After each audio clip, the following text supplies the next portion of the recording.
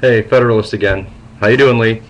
This is a lot of topics I was going to touch on my next video log, so I just wanted to answer some of your stuff. You brought up Roman Polanski. What a complete cretin.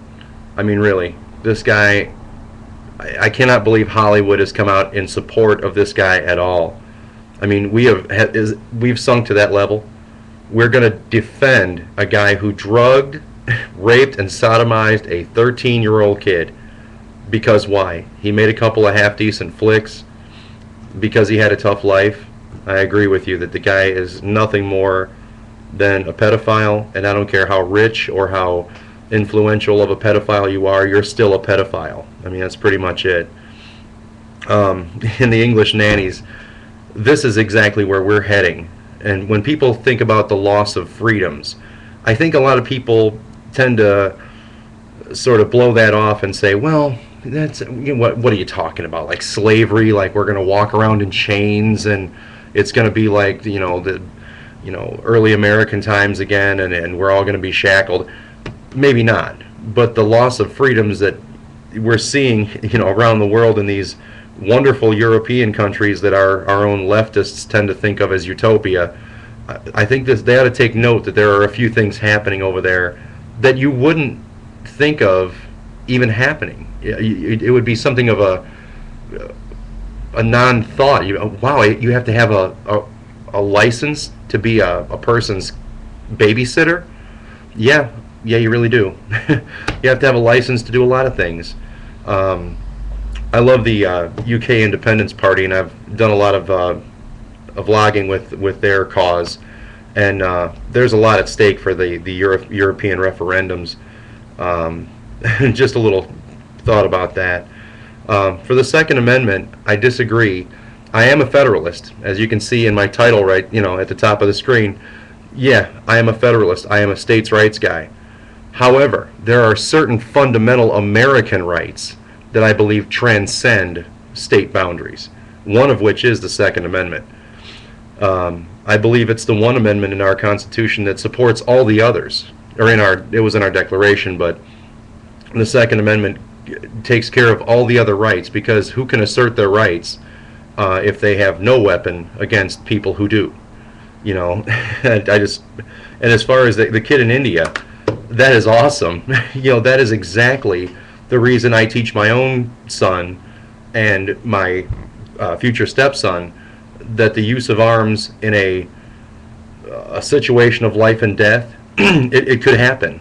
It could definitely happen. We're in America. We don't like to think about crazy things happening, but we see that it does. Crazy things happen commonly. One of the things that I didn't hear you talk about, which I was looking forward to because I know you're a native of Chicago, that young man, Darian Albert, who got killed in gang action a few days ago. I was kind of looking forward to hearing your take on that. Maybe you'd say a few words back. I know you're not feeling well, and I'm sorry to hear that you're under the weather. But yeah, that's we have crazy gang activity in Chicago all the time. People want to have the Olympics here. Are you sure? But I'm glad for that woman or that girl in India that protected her father's life by taking decisive action, and she had at least enough wherewithal from video games or whatever to defend her father's life. And I'm sure there's nobody more proud of her than her father. He might not be around today, and her life might be impacted in a greatly negative way right now had she not taken courageous and decisive action with a firearm. And I think if we got real, a lot of people, you would never hear stories of people doing just that and defending their own life, their own property, their families' lives and friends. You never hear these things because they are so massively unpopular, and the gun lobby, the anti-gun lobby, is pervasive in all of the mainstream media. You would never hear a story of a person defending themselves against rape, robbery, being murdered. It's just not the right thing to do, in a politically correct society. You can't talk about it. But yeah, I feel strongly that that person did the right thing. Clearly, she thinks she did the right thing, and as a 13-year-old kid, that took a lot of courage. So hats off to her. The whole demonizing Republicans thing too. I cracked up over that. I saw that today on YouTube. I haven't had a chance to watch the news.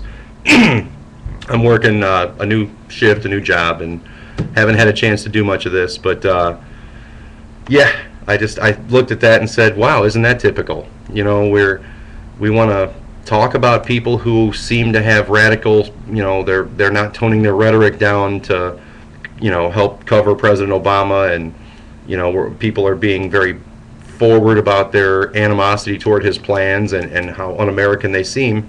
So what are we going to do? Well, we're not going to tone the rhetoric down and set an example. Oh no, we're going to kick it up a notch. Republicans want to kill you. They want you drinking dirty water. They want you breathing filthy air. They want to kill you. Senior citizens, they want to pull your unemployment. They want to, you know, back and forth, each one calling, you know, the pot calling the kettle black. Interesting. Well, you have a good one, man, and I look forward to your next post.